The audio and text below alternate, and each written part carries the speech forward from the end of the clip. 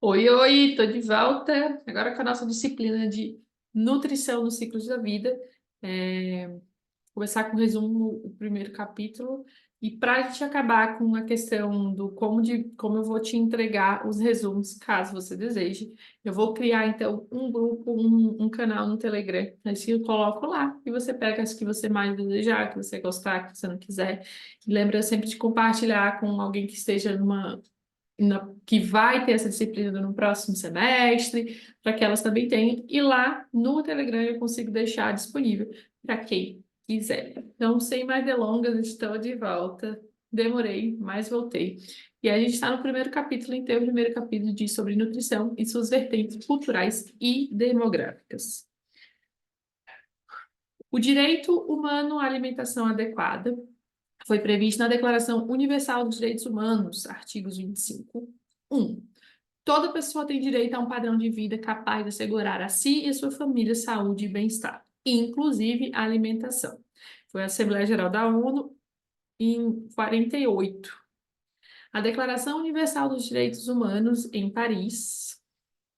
Doenças crônicas não transmissíveis, também conhecidas como DCNT, apresentam um curso lento de evolução e são aquelas que, além de não serem causadas por micro-organismos, vírus, bactérias e parasitas, na maioria das vezes o indivíduo convive com essa condição por anos antes da morte. A transição nutricional está fortemente conectada em uma rede complexa de mudanças nos padrões demográficos, socioeconômicos, ambiental, agrícola e de saúde. Elementos como a urbanização, o crescimento econômico, a distribuição de renda, a incorporação de tecnologias e mudanças culturais foram os elementos marcantes deste processo. Na década de 1960 e 1970, as políticas públicas que norteavam a alimentação brasileira tinham ênfase na distribuição e abastecimento de alimentos, ao mesmo tempo que o agronegócio se expandia e os incentivos fiscais priorizavam os grandes produtores. Já em 1990, com a globalização crescente e do neoliberalismo econômico ditando as regras em toda a América Latina, permaneceram poucas estratégias governamentais para subsidiar o abastecimento de alimentos, e houve redução nas despesas com a agricultura. Paralelamente, organizou-se um modelo de políticas compensatórias de proteção direita à população carente, mas sem vislumbrar o enfrentamento real da problemática da fome. Aquele velho, vamos tapar o sal com a peneira que a gente já conhece, né? Dietas saudáveis têm um ótimo consumo calórico e consistem em grande parte de uma diversidade de alimentos à base de plantas, baixas quantidades de alimentos de origem animal, contém gorduras não saturadas, ou seja, as insaturadas, ao invés de saturadas, e quantidades limitadas de grãos refinados, ou seja, quantidades ilimitadas de grãos refinados, integrais. Alimentos altamente processados e açúcares adicionados. Então, a dieta saudável, a gente sabe que ela precisa ter pouca gordura saturada,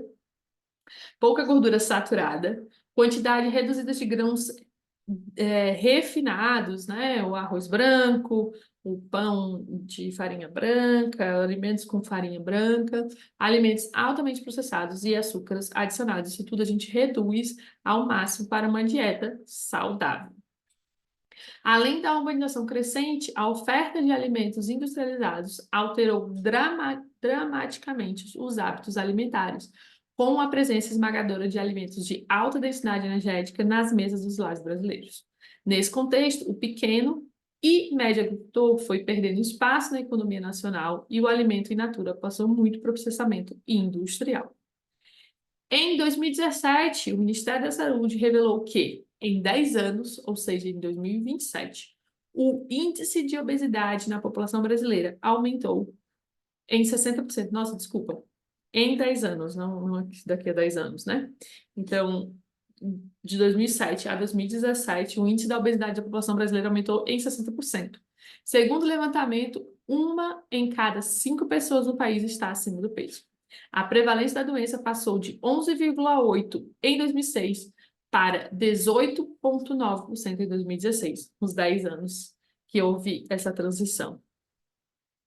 O consumo semanal de frutas e hortaliças é hábito de somente 1 a cada 3 adultos brasileiros. O ideal é manter uma dieta equilibrada, composta por uma variedade de alimentos no dia, em menor ou maior quantidade, dependendo dos nutrientes encontrados em cada uma delas. Diante dos hábitos alimentares, da prevalência de doenças crônicas não transmissíveis, incluindo o excesso de peso, a obesidade, que vem acontecendo 1 a cada 2 adultos, o setor da saúde tem um importante papel na promoção da alimentação adequada e saudável, sendo este um compromisso expresso na Política Nacional de Alimentação e Nutrição, da Política Nacional da Promoção de Saúde. Então, são políticas do governo para apoiar e promover a alimentação adequada e saudável. Então, a gente tem a Política Nacional de Alimentação e Nutrição e tem a Política Nacional de Promoção de Saúde. O Sistema Único de Saúde, o SUS, apoia a promoção da alimentação fundamentada nas dimensões de incentivo, apoio e proteção à saúde e deve combinar iniciativas focadas em políticas públicas saudáveis, na criação de ambientes saudáveis, no desenvolvimento de habilidades pessoais e na orientação dos serviços de saúde das perspectivas da promoção de saúde. Observa-se que ao longo de várias décadas sugerem que a dieta mediterrânea pode reduzir o risco de doenças cardiovasculares e câncer, além de melhorar a saúde cognitiva. Essa dieta prevê o consumo de 3 a 9 porções de vegetais, meia a 2 porções de fruta, 1 a 13 porções de cereais e até 8 porções de azeite de oliva diariamente, fazendo 37% gordura total, 18 de gordura monoinsaturada, 9 de gordura saturada e 33 gramas de fibras por dia.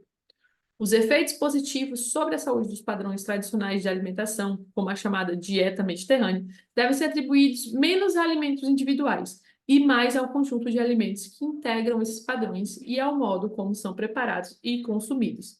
Uma coisa que a professora colocou muito aqui é: vamos esquecer o alimento individualizado e vamos trabalhar como um conjunto de alimentos, um integrando o outro, um fazendo parte do outro, desde uma dieta equilibrada, né? Os processos reguladores da ingestão de alimentos, tanto em quantidade quanto em qualidade, dependem de sinais internos e fatores ambientais, incluindo hábitos, características sociais, organolépticas e segurança. Além de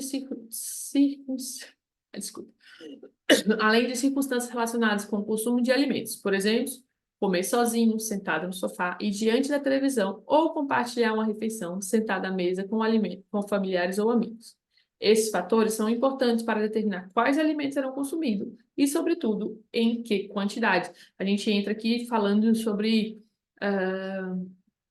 atenção plena, né? Tem a alimentação e mindful eating, que é quando a gente tem que estar presente para comer, porque às vezes se a gente está na televisão, a gente come sem prestar atenção e às vezes come mais do que precisaria.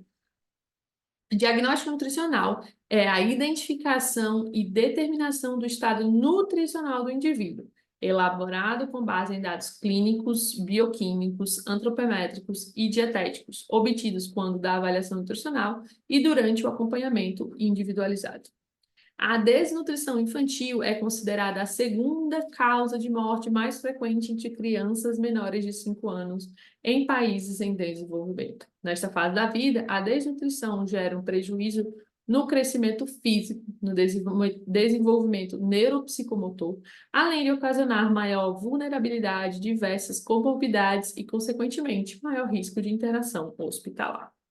Em resumo, quando nos propomos a realizar um diagnóstico nutricional, o que é o diagnóstico nutricional? É a identificação e determinação do estado nutricional do indivíduo. De crianças e adultos, qualquer indivíduo, quer individual, quer coletivo, a intenção, na verdade, é conhecer um problema que nos interessa em particular, preferencialmente encontrar respostas para as seguintes questões. Que condições levam ao aparecimento? Como se identifica o problema individualmente? Qual a extensão do problema? Ou seja, sua magnitude, quais as tendências no tempo, distribuição geográficas, grupos populacionais de maior risco, como podemos solucioná-los nas esferas coletiva e individual, Para que todos esses passos sejam dados de forma segura, é preciso, antes de tudo, conhecer bem as técnicas e os instrumentos adequados para realizar um diagnóstico nutricional. Lembrando, então, o diagnóstico nutricional é a identificação e a determinação do estado nutricional do indivíduo.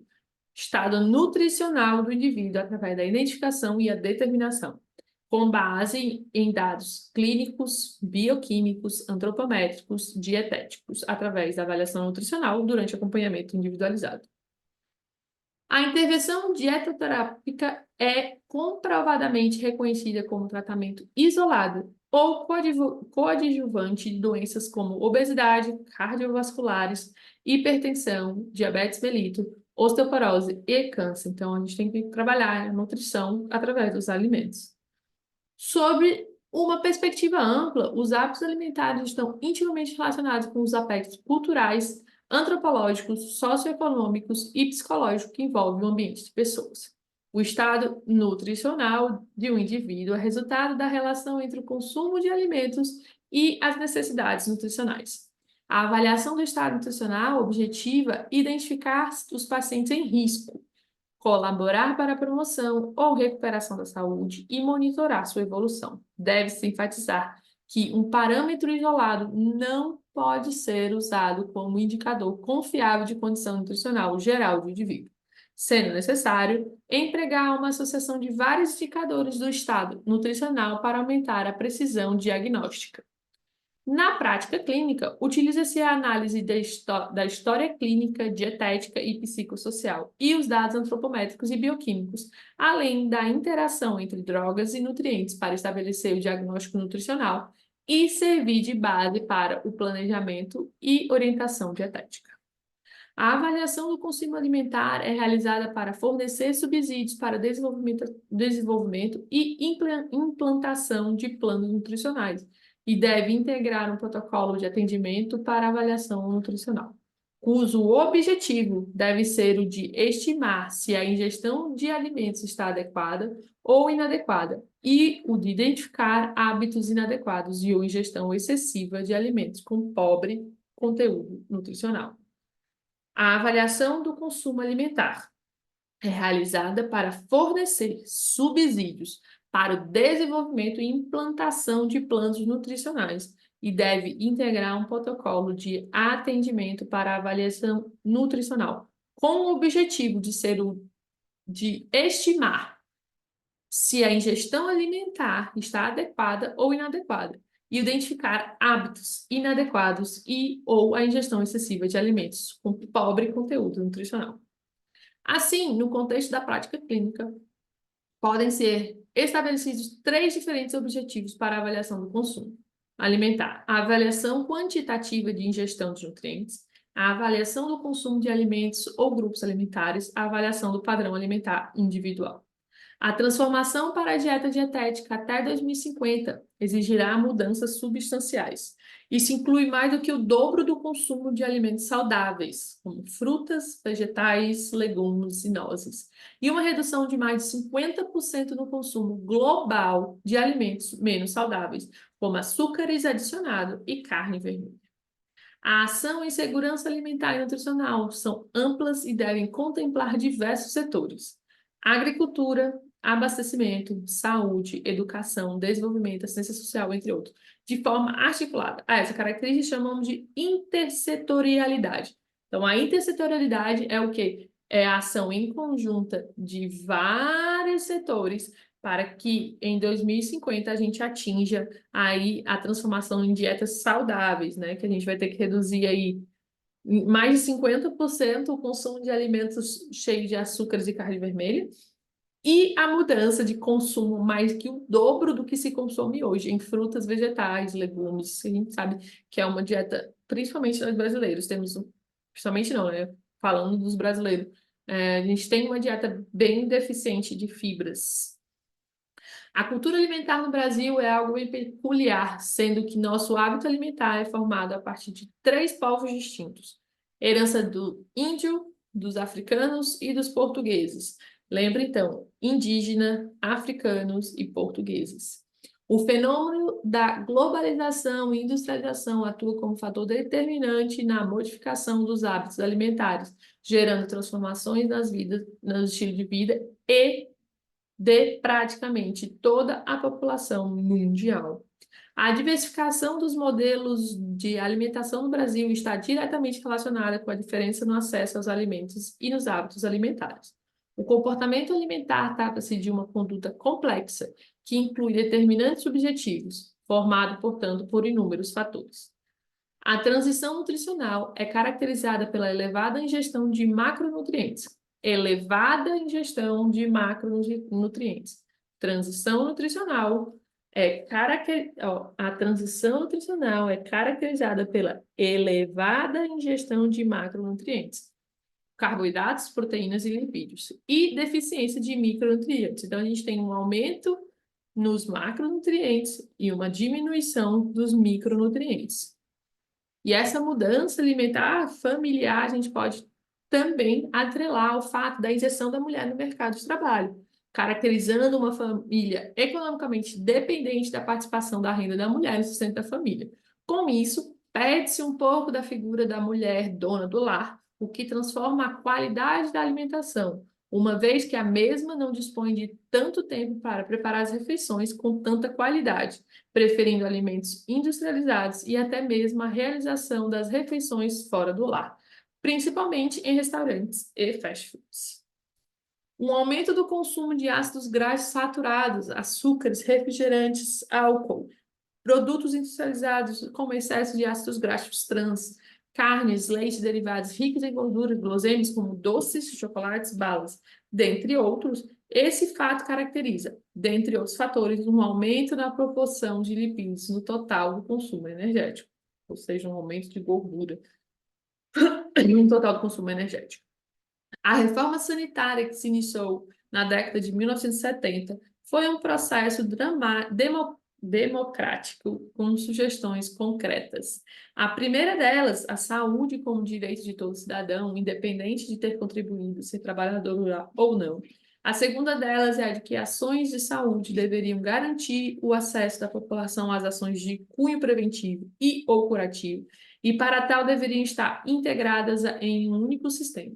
A terceira, a descentralização da gestão, tanto administrativa como financeira, de forma que se estivesse mais próximo da quarta proposição, que era a de controle social das ações de saúde. Portanto, um movimento com este foco não seria responsável pelo aumento de sobrepeso e obesidade de grande parte da população. Quem come de tudo um pouco consegue enviar para o organismo todos os tipos de nutrientes encontrados nos alimentos, sejam eles de origem animal ou vegetal, pois nenhum alimento isoladamente consegue reunir todos os nutrientes necessários ao bom funcionamento do organismo. Por outro lado, existem alimentos capazes de oferecer ao corpo nutrientes em excesso, contribuindo para o risco aumentado de desenvolvimento de várias doenças. O ideal é manter uma dieta equilibrada, composta por uma variedade de alimentos no dia em menor ou maior quantidade, dependendo dos nutrientes encontrados em cada uma delas. A alimentação não se resume à ingestão de nutrientes. A ingestão apropriada de nutrientes promove o crescimento e desenvolvimento adequado do indivíduo, incluindo o desenvolvimento neurológico. Reduz o declínio cognitivo com a idade e o risco de desenvolvimento de doenças, chegando a silenciar a expressão de genes relacionados com o risco aumentado de doenças poligênicas, que envolvem múltiplos genes, principalmente doenças crônicas. Mais do que os nutrientes isolados, estudos indicam que o efeito benéfico sobre a prevenção de doenças advém do alimento em si e das combinações de nutrientes e outros compostos químicos que integram a matriz do alimento. Há 4 décadas, as doenças cardiovasculares correspondem à primeira causa de morte no Brasil, acompanhada pelo aumento expressivo da mortalidade por diabetes mellitus e algumas neoplasias malignas. Então, a gente teve lá que então, que a primeira causa de doenças de morte em crianças menores de 5 anos é a desnutrição, e aqui eles nos dizem que a doenças cardiovasculares é a primeira causa de morte no Brasil. A existência humana depende claramente da disponibilidade de água e nutrientes, bem como de outros componentes obtidos através de alimentos e bebidas, como fibras, compostos bioativos e não bioativos. A água é considerada essencial, pois a sua falta pode levar a estados de desidratação irreversível, causando, desculpa, causando a morte em menos de uma semana na maioria das vezes. Diversos processos reguladores participam da homeostase do corpo. O líquido corporal é dividido basicamente em dois compartimentos principais, separado pelas membranas celulares, o intra e o extracelular. Embora ambos os compartimentos tenham a mesma osmolaridade total, sua composição é muito diferente. Tanto o volume quanto as propriedades fisioquímicas de ambos os compartimentos devem ser mantidas em equilíbrio para se garantir o bom funcionamento das células do corpo. Fatores como a ingestão de líquidos, água e ou eliminação, ingestão e excreção de eletrolitos e adição de produtos usados metabolicamente pelas células podem modificar a composição osmolar dos líquidos corporais. A agricultura e a pesca não devem apenas produzir calorias suficientes para alimentar a população global crescente, mas também devem produzir uma diversidade de alimentos que sustentam a saúde humana e apoiem a sustentabilidade ambiental. Daí a gente vai aqui, ó, fazer, são 3 perguntinhas que fala a primeira da cultura alimentar expressa a identidade de povos e grupos sociais ao longo do tempo. Cada sociedade estabelece um conjunto de códigos alimentares que tem nas suas práticas a consolidação de suas tradições e inovações. Esse conjunto de práticas pode ser considerado patrimônio cultural de uma comunidade. Sobre a interferência da cultura alimentar nos hábitos de uma população, assinale a alternativa correta. A cultura alimentar diz respeito aos hábitos cotidianos que são compostos pelo que é tradicional e pelo que se constrói com novos hábitos. B. A cultura alimentar brasileira traz diferentes tradições em sua formação, tais como a portuguesa, a asiática e indiana. Não, é indígena, portuguesa e africana. A industrialização dos alimentos não interfere na cultura de alimentar de uma população. A industrialização interferiu e muito na cultura alimentar. As diferenças alimentares entre as diversas regiões brasileiras são relacionadas ao grau de acesso às mídias que cada região tem. E ó, eu vou pegar da. Opa, eu não peguei. Queria explicar com a palavra dele ali, mas eu não peguei. Pois eu pego ali para ver. A alimentação humana sofre maior influência das necessidades fisiológicas, sendo pouco influenciada pela cultura. A gente sabe que a cultura, tanto a cultura da onde você se insere, quanto da cultura da sua casa, interfere muito no que a gente come, no que a gente consome, né? Então, letra A.